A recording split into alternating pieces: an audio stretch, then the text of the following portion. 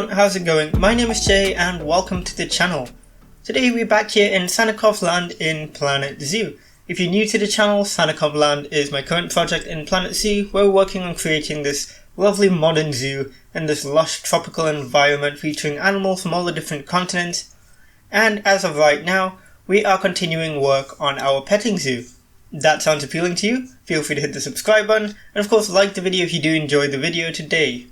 Now, let's talk a little bit about why this is on a Monday. For those of you who've been watching for a while, you know that Sannikovland has been going on Saturdays, and on Wednesdays I do Jurassic World Evolution, and on Mondays I've been planning to do my challenge mode zoo.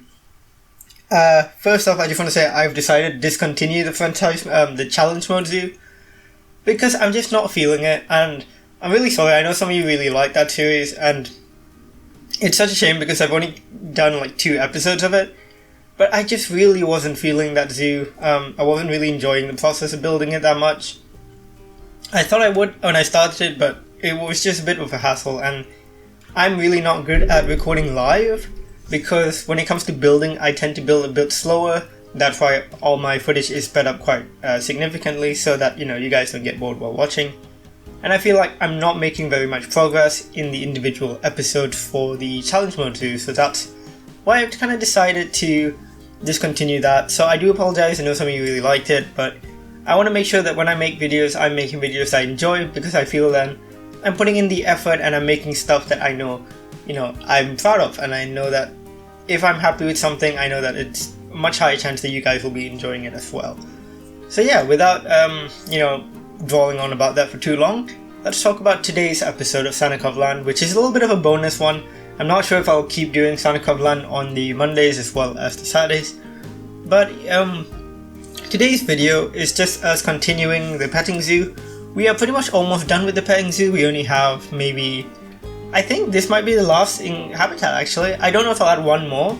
I think this might be the last habitat in the petting zoo, which will be pretty cool, which means we'll have finished 3 different sections of the zoo, which if you guys have been following would be the South American section, which we started off with, the Indian section, which is I think so far the biggest, and then the petting zoo section, which we will have pretty much finished if this happens to be our last habitat. I'll decide in the between this episode and the next whether I want to continue it, because I think we've put in all the animals we wanted to put in. There's a couple I thought about putting in, but decided against it, just because I think we have a pretty solid petting zoo at the moment. And what we're going to be introducing today is the Dall sheep.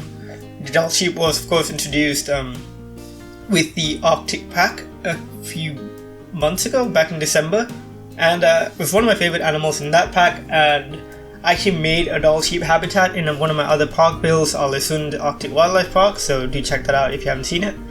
And that habitat that I built for the Dall sheep in that series was significantly bigger, a lot more naturalistic, but for this habitat I wanted to keep it more kind of like farmyard feeling, a bit more like a petting zoo, and a bit smaller as well, because these guys at the end of the day are sheep, and I'm not sure the Dall sheep specifically has been farmed. Well, not farmed sounds so bad, but I mean, like kept in farms. I'm not 100% sure about that, but I think they look really good in this habitat. They fit the petting zoo vibe, and if we get more like traditional petting zoo animals down the line, like goats or something, I will replace the Dall sheep. But for now, I'm pretty happy with them, and I think they look pretty good in this habitat. Speaking of the Dall sheep, how's about we get into the species profile for today, which is of course about the Dall sheep. So, get that up on screen now. So first off, the Dall sheep is a pretty cute looking sheep-like animal. I mean, it is a sheep, I don't know why I said sheep-like animal. Its scientific name, of course, is Ovis dalli, and it has a couple other names. Sometimes you go by Dall's sheep instead of just Dall sheep, or thin-horn sheep, wild sheep, a lot of other names. They're pretty common across North America towards Alaska, well, North America, essentially Alaska, Canada, that sort of area, towards the Arctic Circle. And their status is least concern, which is very good to hear. They are not endangered, and that is good. When it comes to size, the males do get up to about 100 kilograms, the females are about 2/3 that weight. Get to about 1.8 meters long at the longest, They can be quite a bit shorter as well, maybe about 1 meter or so for females. Their habitat is, generally speaking, more mountainous areas, alpine shrubland, alpine forest, a lot of kind of rocky mountainous terrain, which is what they are really well adapted to. They can traverse that with no problem, and it does help them avoid predators as well. Their lifespan has been recorded to about 20 years, which is pretty average for sheep-like animals. Why do you keep saying that? These are sheep, they're not just sheep-like. And their diet does compose primarily of leaves and grasses, lots of different types of vegetation. Though in the winters, when it's sparse, they tend to eat more just dry, kind of like whatever's left, basically dry grasses, sedge, anything that's left. And let's move on to some facts about these guys. So one of the cool things that I learned about them is that when males, they've got these big ram horns, and when they clash with other males, that sound that their horns produce can actually be heard up to 1 kilometer away, which is really cool. And in these fights, the males actually don't really end up getting harmed at all. They kind of bash their horns together for a while, and at the end of it, one of them will just kind of tire out and the other one will be the winner. And neither of them really gets hurt, and they both just kind of walk away, which is quite cool. In warmer months, these guys can eat up to 120 different species of vegetation, which is a very, very varied diet. But when it comes to colder months, that can drop all the way down to just about 10 different species. One really interesting thing I learned is that to determine if female sheep are ready to mate, males will actually use their front leg and kick the female, which is just, like, that's so mean. Why? Like, isn't that just like the meanest thing? Like, just, walking up to a female and just kicking her with the leg. That's just like... But, I mean, I suppose they make up for it, because if the female is willing to mate, the male will, like, kind of protect her from all the other males, which is an interesting kind of situation to be in. It's very similar with other kind of sheep animals. Why do I keep saying that? Sheep with, the big horns. Any sort of sheep which has that kind of territorial defense structure does kind of have a similar mating structure as well. And yeah, that's it for the Dall sheep. I do hope you enjoy learning a little bit about them. And back to what's going on screen. So far the habitat has been pretty straightforward. Just built a shelter, dug out a smaller, lighter pit for these guys. And now is kind of the interesting part of this habitat, I think, is I made these circular platforms. And because the Dall sheep are really good climbers, and they're a mountainous sheep, I wanted to give them some climbing structures, but I didn't want to make them too naturalistic. I wanted to make it look like these are, still farmyard structures that can be pretty easily built and easily maintained. So I created these circular kind of table-like platforms that the Dall sheep can climb onto. I put some hay on them, which I think is pretty cool, so the Dall sheep can actually climb on them and use them. And you can see me now adding in the platforms so the Dall sheep can actually get onto these platforms. And some rock at the bottom. It is a pretty rocky habitat, but I don't think it looks too overly naturalistic like you would see in some of the other parts of the zoo. I think it looks quite reasonable. And there you see me just kind of connecting the two table-like platforms, adding in a third one just down here. And like I just said, the Dall sheep can actually use all of these platforms, and they in fact really enjoy using all these platforms. They're on there most of the time, and you'll see that in the cinematics. I added about 10 Dall sheep here. It looks a bit small for them, but apparently it's already more than double their necessary space, so that's pretty good. So I do think it's a pretty cool habitat, and the Dall sheep do seem to enjoy it. I'm just adding in some enrichment on top of these platforms, a scratching pole and a couple feeders, just so it gives them a bit more incentive to climb up here.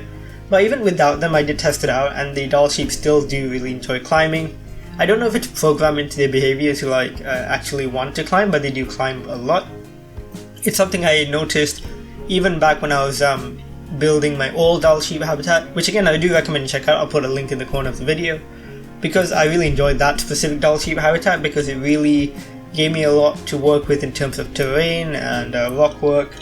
It's probably one of my best habitat builds ever, and that was one of my earlier ones, so I'm pretty proud of that. So if you're interested, do check that out. I think it's pretty cool. It is very, very different from the one you're seeing on screen now. Here I'm adding in some foliage. Of course, the Dall sheep is a very cold weather animal, which proved to be quite a significant challenge in Sannikovland, the zoo, because it is a tropical zoo with a very hot temperature. You know, it's not good for the Dall sheep. But I thought I'd still add them again because we don't have an alternative or like a goat-like animal to fit in the petting zoo. And I thought, you know, the Dall sheep fit. And to kind of mitigate the effects of the hot temperature, I did put down a little bit of a cooler in the middle of the habitat. Of course, that's not, you know, I don't really like the cooler system because I think it's a bit unrealistic. But, you know, I think it works for what this situation requires, so I'm fine with it. Here you just see me building the interior of the shelter, putting down a little bit of a flooring, just so that, you know, it's an area that can be cleaned up easily where the sheep could go and sleep. They did spend a lot of time in here at first, and then I realized the issue was I didn't put any, like, basically I put too much enrichment on the inside. This is the same issue I made with the lemur habitat in the previous episode. I put way too much enrichment on the inside of the shelter, so they just stayed in there all the time. Here you actually see me now making a bit of an entrance. It's kind of a false entrance, of course it doesn't work in game, but it's for, I imagine guests would come down here to these stairs, and also add in a ramp in a second just for wheelchair access as well. But basically I imagine this kind of area would be like there'd be a zookeeper here, and like kids could come down here, or just people who want to hang out with the sheep, and the zookeeper would let them in and they could go hang out with the sheep for a bit. Of course, I'm not doing a proper walkthrough habitat just because in game right now the Dall sheep are not a walkthrough habitat animal. Guests don't really feel comfortable going into the habitat with them, which I suppose is understandable. These are not domesticated sheep, they are wild sheep. And so that's why this is more of a false walkthrough habitat. And I did like the look of this entrance. I think it gives a bit of personality to this area. It makes it look nice and kind of gives you that feel that, okay, this is definitely more of a petting zoo than, you know, an actual habitat for, like, you know, a wild animal. So I'm definitely quite happy with it. Here you just see me adding in a few borders and stuff like that. It's a bit of a tight spot, and again that's partially intentional because I do want this area again to look like, okay, a lot of the stuff here was built before modern regulations were in place, and a lot of these extra things were like ramps and stuff were added in later, and, you know, they are trying to adhere to like the proper protocol and stuff like that, but because some areas are quite old, they are, you know, having to maybe like fit them in a slightly more cramped situation and stuff like that. But I'm quite happy with how it looks. Here you just see me adding in some ropes, so I imagine there would be a zookeeper standing here. If a kid wants to go in there, or, you know, someone wants to check out the sheep, the keeper would like open up the rope and someone could walk in. And I imagine there would be another zookeeper always on the inside as well to kind of supervise, make sure nothing's gonna go wrong, like no one's gonna hurt the sheep, or no one gets hurt by the sheep, etc. That's usually how I see petting zoos in real life. I really like the one in London Zoo. That's quite a nice petting zoo. You can go in there and hang out with goats. That's quite fun. And there's like chickens around as well. I think they have sulcata tortoises, I'm not sure. That's an animal I would love to see in the game. Sulcata tortoises, they're really great, and I think they're a great petting zoo animal. They're just basically sentient rocks essentially, and it's really cool to see hang out with them. Here you just see me adding in a few rocks as a backdrop, and then adding a fence in this part of the habitat because I want that back area to be more of a storage shed, which I'll build kind of like off screen, and you might see it in the cinematics, or if I finish it by then basically. And just because it's there, I will probably put in a bunch of storage items I think would be of use in the petting zoo, you know, things like ladders and, you know, animal trays and whatever, stuff like that. Anyways, I continue doing the rock work here. I did like the rocky backdrop. Again, this is a petting zoo, so I didn't want it to look too naturalistic, but because I have used the rocky backdrop for some other habitats in the petting zoo, I think carrying on that motif made sense, and I don't think it looks too naturalistic, so to speak. I think it looks quite reasonable. It looks like, you know, the habitat used some formed concrete or foam or something to make these rocks, and they're not real rocks, they're just kind of artificial. So I'm pretty happy with how it looks. By the end of this, the Dall sheep can traverse on most of these surfaces. They can't escape, but they can walk on a lot of the rock surfaces and a lot of the edges of the habitat. Like they can get right up to where the fence is, but they can't cross the fence, which is, what my intention was. So I was very, very happy with that. Here I'm just adding in a perimeter fence. Once again, it is made of the stone brick, which is very much the same motif we've had going on for the whole of the petting zoo. I know it's starting to get a little bit repetitive, which is why I think this probably is going to be the last habitat of the petting zoo. Like I said, I think we finished up all the animals I wanted to add, and I think it'd be nice to move on to something new. I've got some pretty big ideas for what we're going to see next.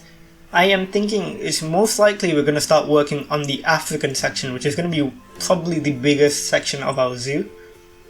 The only thing that's kind of holding me back is that I'm pretty sure we're getting a Planet Zoo DLC within the next few weeks. Just because it kind of matches the timeline. I don't have any insider information, of course, so take that with a grain of salt. I might be wrong. I personally think we have a good chance of getting a DLC within, I'd say by the end of July. Maybe mid-July. I'd say within the next month. That's more what I'm thinking. And whatever that is, I think we will probably introduce some. So say we start an African section, we'll probably start doing a few habitats, and then if we get a DLC, we'll pause the African section and start working on a new section, which will contain whatever these new animals will be, or whatever new theme we get. So my bet is probably an Australian pack. We are severely lacking Australian animals in the game. The only one I can think of is the saltwater crocodile, which isn't even like purely Australian. And of course loads of the exhibit animals, but they're like exhibit animals. But yeah, we'll see what we end up getting. I am keeping my hopes up. But yeah, quickly back to what we're seeing on screen. I'm just finishing up the roof of the shelter. I want to make it a kind of like two different height levels. And of course, whenever I do the roof, I like to put on a flat roof with the logs before I do the actual pitched roof. I think it just makes it look a bit cleaner. There we go. And I put that down, and I will of course change the colors and stuff to match it. If you do notice some kind of choppiness in the video, that's because again I was having a few lag issues. Not as bad as I encountered when I was making the lemur habitat, nowhere near as bad as that, but it still was a little bit tough, and I think it's because I'm working in this area of the park, which is very, very detail heavy, very piece heavy. So I think we should hopefully avoid some of the lag issues when we move on to like the next section, which is probably the African section, because that will be a bit further away, and I'm thinking that area, because it's pretty empty right now, it should be pretty safe to work with. Like, I think it'll be pretty smooth. Fingers crossed anyways. Anyways, that's pretty much it. I think we're almost finished with this. The only other things I'm going to do are, here we go. Just adding in decorations to the shelter. I think these do really help, and they really help sell the fact that this is a much older habitat, a much older part of the zoo, because these buildings could probably have once even been actual administrative buildings or something like that, and just over time they get changed and they become shelters for animals. I like the vibe of this whole place. The whole petting zoo has turned out way better than I initially expected. Essentially, I was kind of hesitant to even get started in the petting zoo, and there was a point where I nearly stopped it halfway. Like after the llama habitat, I thought, oh man, I'm not really feeling this, should I just start another part of the zoo? But I kept going, and I really like how it's turned out. I think it's just a really nice part of the zoo, and I'm very happy with it.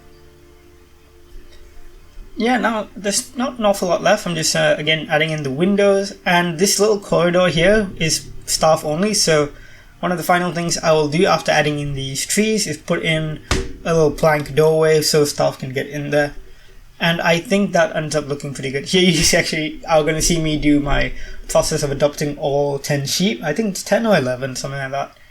And then I send them into the zoo. I don't know if I kept recording, but basically I waited for them to enter. Yeah, there we go. You actually see me introduce the gate here for the staff. And this is all while waiting for the Dall sheep to actually be delivered. So once they're delivered, I did record it, I think, and you should be able to see how I actually map the terrain and make sure that they can actually access everything and make sure they can't escape as well.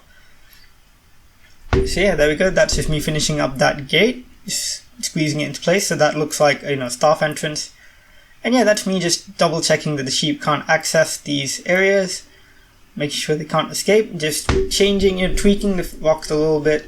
This is pretty straightforward, and yeah, as you can see, they can traverse the whole habitat, they can climb over all the platforms, and yeah, they're really cute animals. Anyways, that's it for today's episode. I just want to say thank you guys so much for watching. Again, huge apologies if you were looking forward to more of the micro zoo. I really just wasn't feeling it, and I don't want to force myself, so again, huge apologies for that, but thank you so much for your support. As always, if you enjoyed the video, please do give it a like, and subscribe if you want to see more of Sannikovland and more of this channel. And as always, I will see you guys in the next one. Bye guys!